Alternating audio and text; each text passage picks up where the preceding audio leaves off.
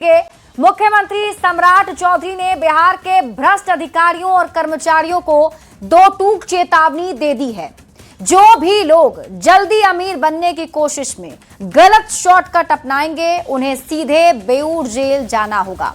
ऐसे भ्रष्ट लोगों के लिए बेऊर जेल का गेट खुला हुआ है। सम्राट चौधरी के बयान पर सियासी बयानबाजी तेज हो गई है।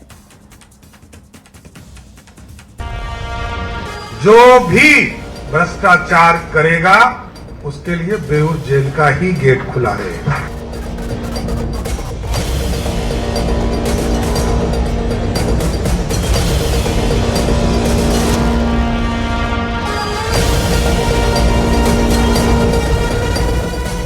भ्रष्टाचार के खिलाफ लगातार हो रही कार्रवाई के बीच मुख्यमंत्री सम्राट चौधरी ने बिहार के भ्रष्ट अधिकारियों और कर्मचारियों को दो टूक चेतावनी दी है कि जो लोग भी जल्दी अमीर बनने की कोशिश में गलत शॉर्टकट अपनाएंगे उन्हें सीधे बेऊर जेल जाना होगा।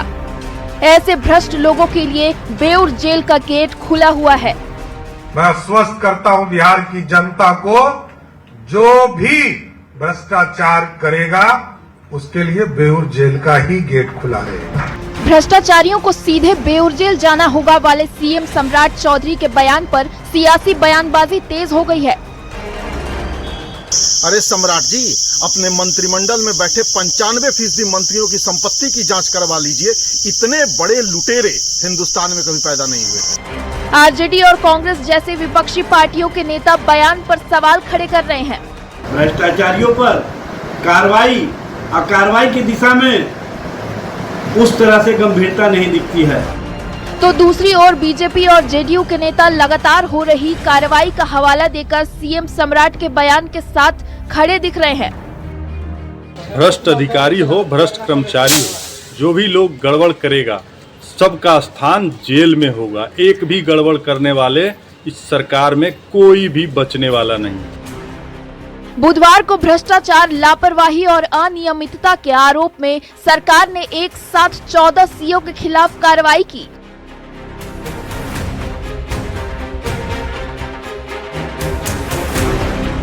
बुधवार को ही एसयूवी ने ठेकेदार रिशु श्री के ठिकानों पर 11 घंटे तक छापेमारी की और छापेमारी के बाद भागीय टेंडर में हेराफेरी और मनी लॉन्ड्रिंग के आरोप में ठेकेदार रिशु श्री को गिरफ्तार कर लिया। संदेश साफ है, भ्रष्टाचार बर्दाश्त नहीं। न्यूज़ 18 के लिए पटना से रवि एस नारायण और रजनीश कुमार के साथ ब्यूरो रिपोर्ट। भ्रष्टाचार के खिलाफ सम्राट सरकार की जीरो टॉलरेंस की नीति का एक बड़ा असर भी देखने को मिला है। स्पेशल विजिलेंस यूनिट यानी एसवीयू ने टेंडर में हेराफेरी और मनी लॉन्ड्रिंग के मामले में ठेकेदार रिशु श्री को गिरफ्तार कर लिया है और उसके घर में क्या छापेमारी के दौरान बरामद हुआ है, इस रिपोर्ट में आपको दिखाते हैं।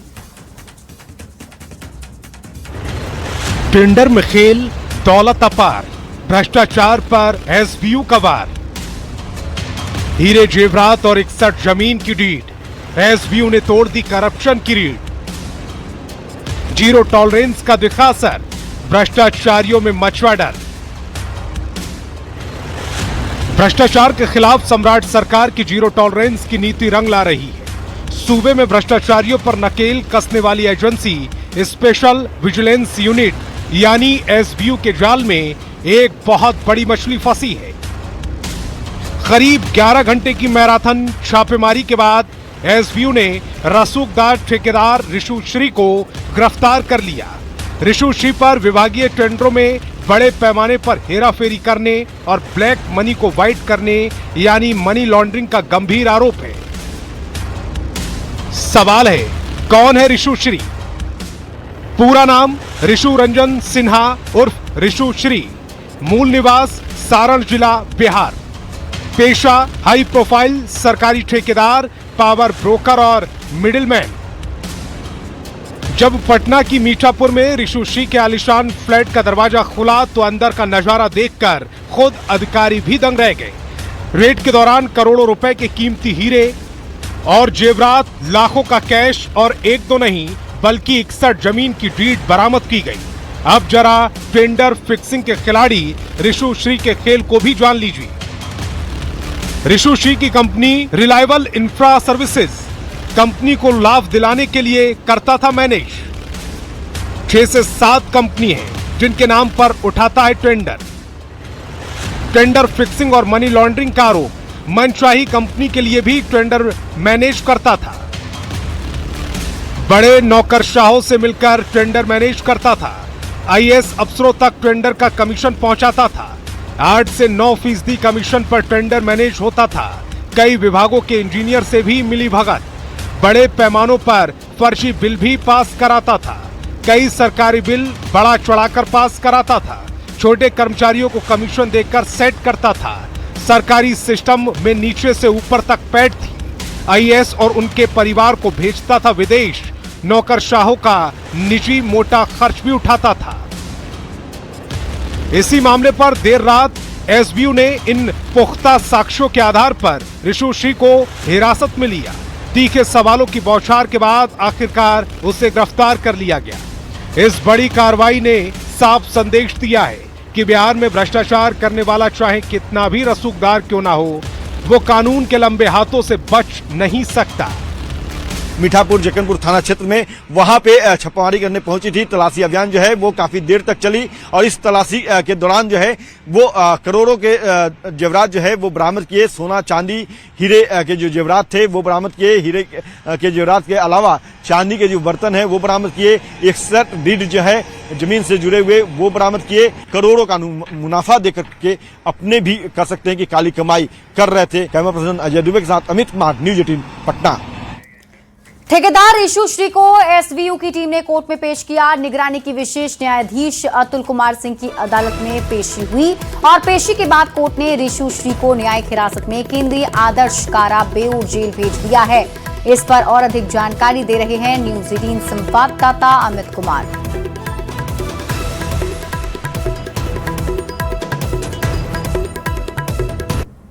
श्री को जो है अब कोर्ट में प्रोड्यूस करने के बाद एसबीयू की टीम जो है वो अपने साथ लेकर के जेल जा रही है। और देखिए यहाँ पे जो अधिकारी हैं एसबीयू के ये कुछ भी कहने को तैयार नहीं है। लेकिन ऋषुश्री जो है उस पर आरोप है कि वो सरकारी टेंडर का जो है गड़बड़ी करके अपनी कंपनी को लाभ पहुंचाता था। कई आईएएस जो हैं, कई अधिकारी जो हैं उनको भी वो लाभ पहुंचाने का काम करता था और इसी आरोप में जो है ईडी ने इस पर शिकंजा कसा था और आज जो है एसबीयू इसे गिरफ्तार की और गिरफ्तार करने के बाद कोर्ट में प्रोड्यूस किया। अतुल कुमार सिंह जो हैं उनकी कोर्ट में विशेष न्यायाधीश हैं निगरानी अन्वेषण ब्यूरो के, उनके यहाँ प्रोड्यूस किया गया। उनके आवास पे, चूंकि छुट्टी का दिन है तो ऐसे में उनके आवास पे पेश किया गया और उसके साथ जो है पेशी के बाद ऋषुश्री को न्यायिक हिरासत में जेल भेज दिया गया है।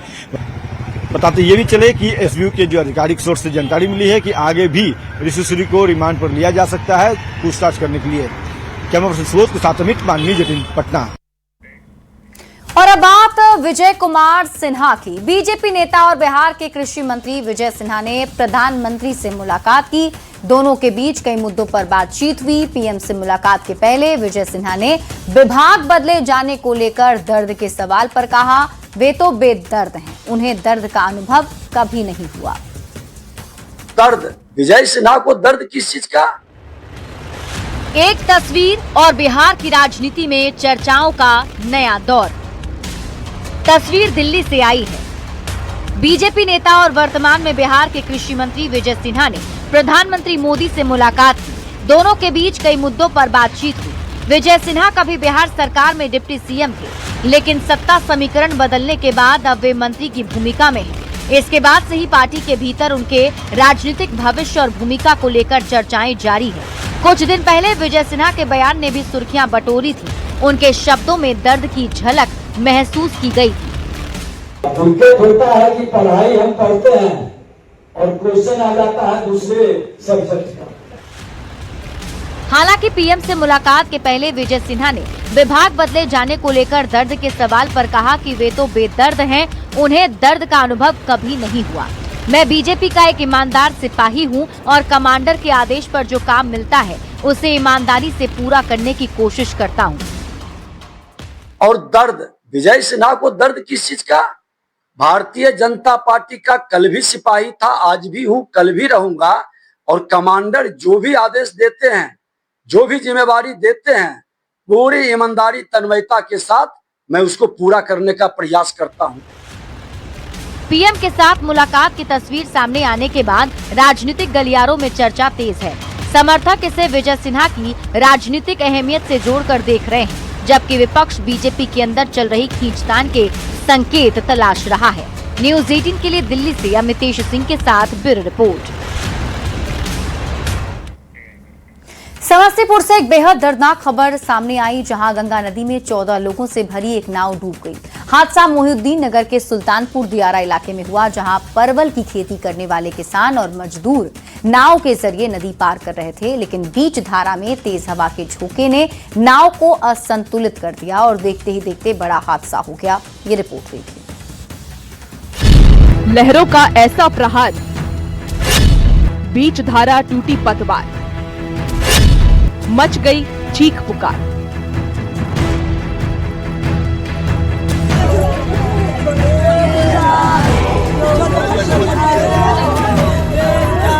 नदियां अक्सर जिंदगी को सींचती हैं, लेकिन कभी कभी यही नदियां हंसते खेलते परिवारों की खुशियां और उनकी उम्मीदें हमेशा हमेशा के लिए निकल जाती हैं। समस्तीपुर के सुल्तानपुर दियारा में एक खौफनाक हादसे ने कोहराम मचा दिया।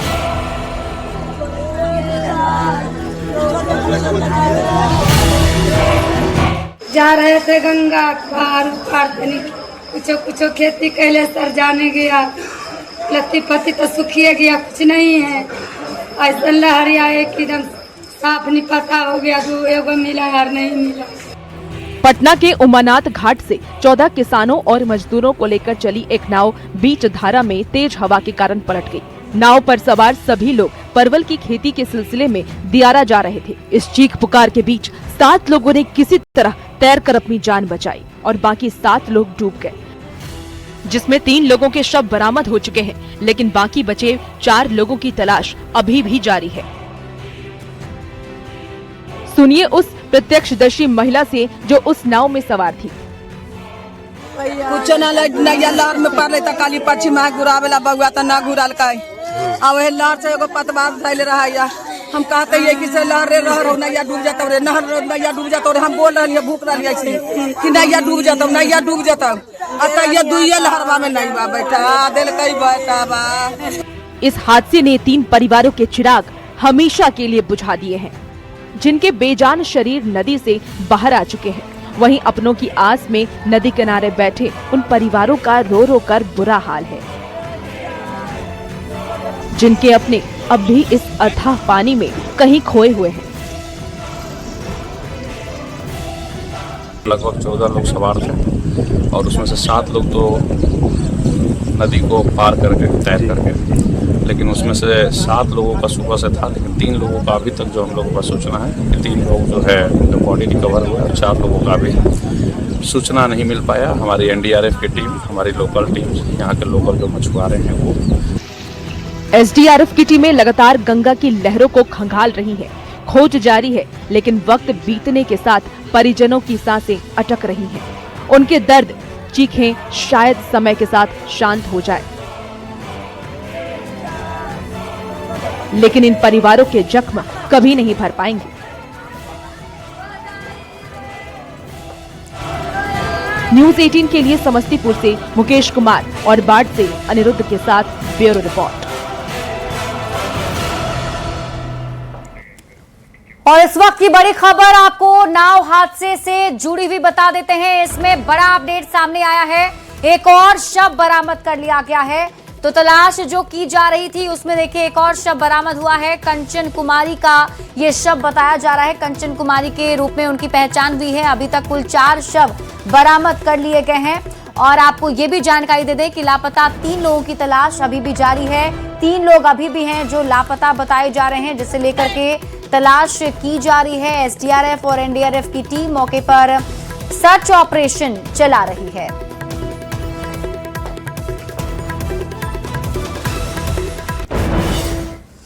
सम्राट सरकार ने संविदा और आउटसोर्सिंग पर काम कर रही महिलाओं को बड़ा तोहफा दिया है। सरकार ने महिला कर्मचारियों को स्पेशल लीव देने का ऐलान किया है और सभी महिला कर्मचारियों को हर महीने 2 दिन की विशेष छुट्टी मिलेगी।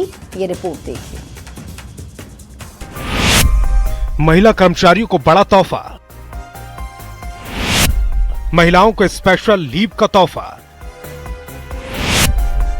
बिहार बना देश का पहला राज्य। सम्राट सरकार ने संविदा पर काम कर रही महिला कर्मचारियों को बड़ा तोहफा दिया है। सरकार ने संविदा, बेल्ट्रॉन और आउटसोर्सिंग के तहत काम कर रही महिला कर्मियों को बड़ी राहत दी है। अब ऐसी महिला कर्मचारियों को हर महीने 2 दिनों की स्पेशल लीव मिलेगी। इस फैसले से 1.5 लाख से अधिक महिलाओं को सीधा फायदा होगा। खास बात यह है कि इस तरह की विशेष छुट्टी देने वाला बिहार पहला राज्य बन गया है। दरअसल पिछले दिनों मुख्य सचिव के एक पत्र को लेकर काफी घमासान मचा हुआ था। नियमित और संविदा कर्मियों की ड्यूटी टाइमिंग को लेकर सवाल उठे थे। पत्र में नियमित कर्मचारियों की ड्यूटी शाम 5 बजे तक तय की गई थी, लेकिन संविदा और आउटसोर्सिंग पर काम कर रही महिला कर्मियों को शाम 6 बजे तक काम करने का आदेश दिया गया था। महिला कर्मचारियों ने सरकार पर भेदभाव का आरोप लगाया था। अब सरकार ने स्पेशल लीव देने का फैसला लिया है। आइए जानते हैं इससे किन किन महिला कर्मियों को लाभ मिलेगा। संविदा पर काम कर रही महिलाओं को लाभ मिलेगा। बेल्ट्रॉन से नियुक्त महिला कर्मचारियों को भी फायदा होगा। आउटसोर्सिंग एजेंसी के जरिए बहाल महिला कर्मियों को भी स्पेशल लीव। सभी को हर महीने 2 दिन की विशेष छुट्टी मिलेगी। सरकार के इस फैसले के बाद महिला कर्मियों के बीच खुशी का माहौल है। सम्राट सरकार का ये कदम महिलाओं के लिए बड़ा तोहफा माना जा रहा है। न्यूज़ 18 के लिए पटना से रजनीश कुमार की रिपोर्ट। 51 शक्ति पीठों में से एक बड़ी पटन देवी मंदिर का भव्य गर्भगृह और नया मंदिर परिसर पूरी तरह बनकर तैयार हो रहा है और इस नए गर्भगृह में माता को लगभग 110 किलो चांदी के सिंहासन पर विराजित करने की तैयारी है। ये रिपोर्ट देखिए।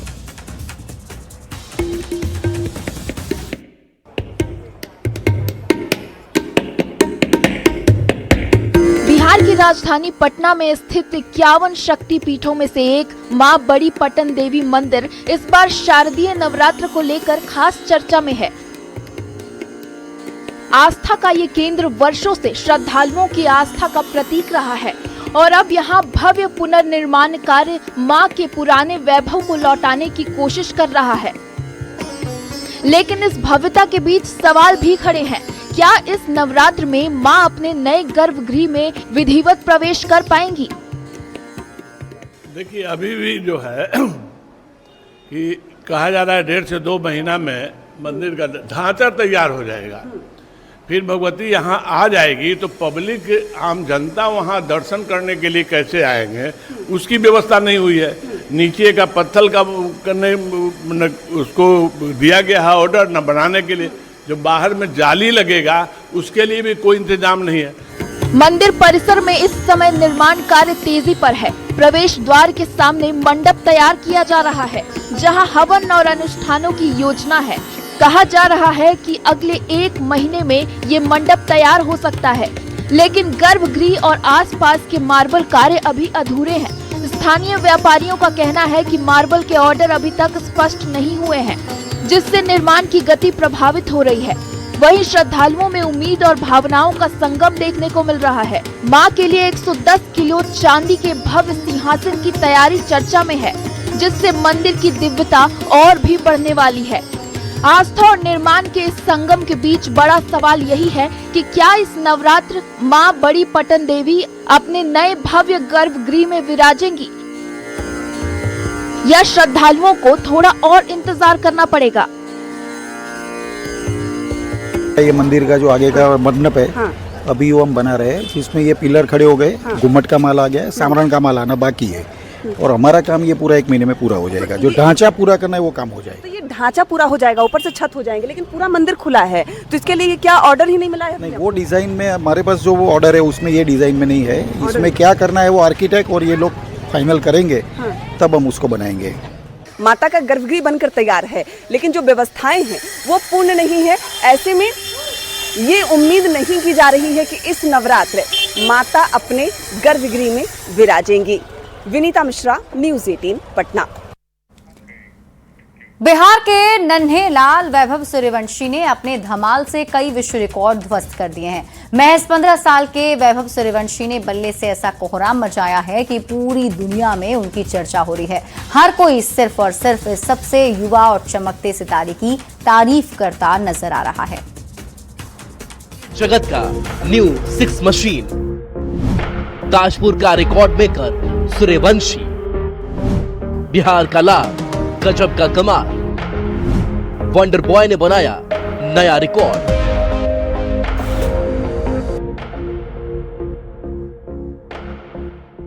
भारत के क्रिकेट इतिहास में एक नया सितारा चमक रहा है। नाम है वैभव सूर्यवंशी। मात्र 15 साल की उम्र में यह बिहार का लाल आईपीएल में धमाल मचा रहा है, रिकॉर्ड तोड़ रहा है और देश का गर्व बन रहा है। बिहार के समस्तीपुर जिले के ताजपुर गांव में जन्मे वैभव ने सिर्फ 4 साल की उम्र में क्रिकेट की बॉल थाम ली। 12 साल की उम्र में रणजी ट्रॉफी डेब्यू कर वे भारत के सबसे युवा प्रथम श्रेणी क्रिकेटर बन गए। वैभव सूर्यवंशी ने एसआरएच के खिलाफ आईपीएल 2026 एलिमिनेटर में 29 गेंदों पर 97 रन ठोककर इतिहास रच दिया। उन्होंने 12 छक्कों के दम पर क्रिस गेल के एक सीजन में सबसे ज्यादा छक्कों का रिकॉर्ड तोड़ा। हालांकि वह आईपीएल का सबसे तेज शतक लगाने से सिर्फ एक शॉट दूर रह गए। वैभव और उसके पूरे परिवार को इस शानदार कामयाबी के लिए बहुत बहुत बधाई। अब तो उसके घर का ननिहाल में भी खुशी का माहौल होना बिल्कुल लाजमी है। आईपीएल में राजस्थान रॉयल्स ने 13 साल की उम्र में उन्हें 1.1 करोड़ रुपए में खरीदा। आईपीएल का सबसे युवा शाइनिंग 2025 डेब्यू करते ही उन्होंने गुजरात टाइटंस के खिलाफ 38 गेंदों पर शतक जड़ दिया। वे पुरुष टी20 क्रिकेट के सबसे युवा शतकवीर बन गए। वैभव की सबसे बड़ी खासियत है खूबसूरत स्ट्रोक प्ले के साथ बिना रुके आक्रमण। गेंद उनके पल्ले से छक्कों की बारिश करती है। कई बड़े क्रिकेटर और विशेषज्ञ कह चुके हैं कि यह लड़का भविष्य का सुपरस्टार है। वैभव का कहना है, मैं बस क्रिकेट खेलना चाहता हूं और भारत के लिए खेलना चाहता हूं। वही 12 छक्के जड़कर इतिहास रचने वाले वैभव ने अपनी पोस्ट के कैप्शन में सिर्फ 3 शब्द लिखे, हंग्री फॉर मोर, यानी अभी भूख और बाकी है। बहुत सुंदर खेले। स्टार्टिंग में ही वर्ल्ड क्लास बॉलर को जैसे वो मार रहे थे, देख के लग रहा था कि हाँ कोई बहुत अव्वल दर्जे का बल्लेबाजी कर रहा है। सर बहुत अच्छा था सर, जैसे वो सिक्सेस को कंडक्ट कर रहा था वैसे करना इजी नहीं होता, लेकिन वो कर रहा था। बिहार के खेल मंत्री श्रेयसी सिंह ने एक्स पर पोस्ट कर उनकी तारीफ की। बिहार के छोटे से गांव से निकला वैभव सूर्यवंशी न सिर्फ रिकॉर्ड तोड़ रहा है बल्कि लाखों बच्चों का सपना दिखा रहा है। वैभव भारतीय क्रिकेट का उज्जवल भविष्य है। गोपालगंज से आपको बड़ी खबर बताते हैं। महिला की रॉड से हमला कर हत्या मामला, आक्रोशित लोगों ने पुलिस टीम पर ही हमला कर दिया है और पुलिस की गाड़ी पर पथराव किए गए हैं। थाने के चालक को पकड़कर पीटा गया। भोरे थाना क्षेत्र के महरा देउर गांव का ये मामला है। पुलिस पर घटना में देरी से पहुंचने का आरोप था। मौके पर कई थानों की पुलिस बुलानी पड़ी है और आपको बता दें कि गोपालगंज में मामूली विवाद को लेकर एक महिला की लोहे की रॉड से मारकर बेरहमी से हत्या कर दी गई। पुलिस की लेट लतीफी से नाराज ग्रामीण ने भोरे मीरगंज मुख्य पथ को जाम कर दिया और जोरदार प्रदर्शन किया है। इसी बीच अब पुलिस पर आक्रोशित लोगों ने हमला कर दिया। लेकिन कई सारे सवाल हैं जो उठ रहे हैं और न्यूज़ 18 भी ये सवाल पूछता है, बार बार पुलिस क्यों पिट जाती है। सवाल ये भी उठ रहे हैं, आखिर पुलिस पूरी तैयारी के साथ मौके पर क्यों नहीं जाती है। और सबसे बड़ा सवाल, क्या खाकी का खौफ खत्म हो गया है। खबर औरंगाबाद से है, जहां एक पिता ने पत्नी से झगड़े के बाद अपने 13 साल के बेटे को पीट कर मार डाला। इतना ही नहीं, हत्या के बाद बेटे का शव लेकर फरार हो गया। घटना उपहारा थाना मुख्यालय की है। मामले में पुलिस ने सौतेली मां, पिता सहित 5 लोगों को नामजद अभियुक्त बनाया है। वहीं पुलिस ने सौतेली मां को भी गिरफ्तार किया और उसकी निशानदेही पर दफनाए गए शव को बरामद किया है। फिलहाल पुलिस अन्य आरोपियों की गिरफ्तारी में जुट गई है। यही बाजार से तब का मुआन उठाया कि खसरिया कैसा पास हो सकता है। हम सामने निकाल कहाँ रहती है तुम? नानी है। कहाँ? नानी है रहता है। खबर बेगूसराय से है, जहां 12वीं के छात्र की पीट कर हत्या कर दी गई। शव खगड़िया के बलदौर इलाके के दियारा क्षेत्र से मिला है। आरोप गांव के ही 2 युवक पर लगा है। पुलिस ने दोनों आरोपी को हिरासत में भी ले लिया। जानकारी के मुताबिक एक आरोपी ने कुछ महीने पहले सोशल मीडिया पर फेक आईडी बनाकर अश्लील फोटो वायरल किया था और इस मामले में आरोपी जेल की सजा भी काट कर आया था। जमानत पर बाहर आने के बाद बदला लेने के लिए हत्या करने का दावा किया जा रहा है। मामले की जानकारी मिलने के बाद बड़ी संख्या में लोग मुफस्सिल थाना पहुंचे, जहां उन्होंने मृतक की खोजबीन की मांग की है। फिलहाल घटना के बाद गांव में आक्रोश का माहौल बना हुआ है।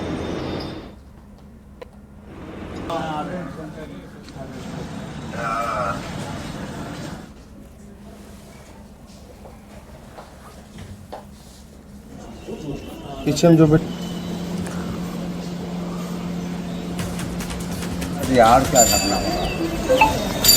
कैसे अपहरण किया, कहाँ से ले गया था इसको? घर से ले गया। कौन? मुसो का लड़का। काहे ले गया? कोई विवाद था? कोई विवाद पहला नहीं है। कैसे ले गया? घुसला करके ले गया जोर में उधर जाकर मार दिया सब मिलकर। परसों 12 बजे वो लापता हुआ बच्चा, जिसका सीसीटीवी फुटेज भी है, जो बाइक से जाते हुए दिखा है। एक लड़का है मोहित, उसके साथ ले गया, उधर ले जाके उधर बेलदौर थाना में कहीं मार दिया। ये जैसे हमको जानकारी मिला है, उसको बुला करके मोहित कुमार लड़का था जो कि साथ में पढ़ता था, तो ये बुला कर ले गया, बोला कि चलो फोटो स्टोर कराएंगे। और उसके बाद एक बहाना बना के चलो पैसे से कागज तैयार करेंगे। उसके बाद आया इस घर पर से बुला करके तब जो है, और सब आदमी अलग में सेटिंग था, सब आदमी बाहर में सेटिंग था। उसको बोला कि तुम जाओ खाली इसको मैंने पटियाल हो तैयार हो जाए तुम्हारे बात को जाने के लिए। इस तरह से उसको पटियाल ले गया। दरभंगा से बड़ी खबर है, प्रतिबंधित मांस के साथ शख्स पकड़ाया है। स्थानीय लोगों ने शख्स को पकड़ा है। पशु का सिर साइकिल से बोरा में ले जा रहा था। स्थानीय लोगों ने पुलिस को सूचना दी। मौके पर बिरौल एसडीपीओ पहुंचे। पुलिस ने शख्स को हिरासत में ले लिया है। बिरौल थाना क्षेत्र के पोखराम गांव का ये मामला बताया जा रहा है।